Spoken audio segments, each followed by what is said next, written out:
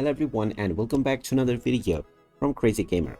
In this video, I'm going to show you how to change the gender of your character on Blockman GO. So let's get started right away. First of all, open up the Blockman GO game on your device, and once you open it up, you will be able to choose from the various different games that are available in order to start enjoying right away. Now, when you start any game from the list, you will be taken into this game and you can create your own or join one right away. When you proceed towards joining your game, you will be asked to choose the character details.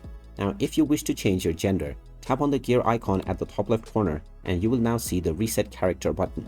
Go ahead and click on it, and now tap on the appearance option at the top right. You will now see the various different appearances that you can choose. Just choose any character of any gender, and you may also dress them in any way that you want. After choosing your preferred character and their gender, you can choose the other details for your character, which include your profession, your role, as well as various other details within your game. And there you have it. That is how easy it is to change your gender of your character on the Blockman GO game.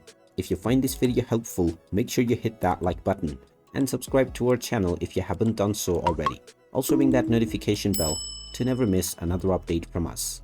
Thank you for watching, and I will see you again in the next video.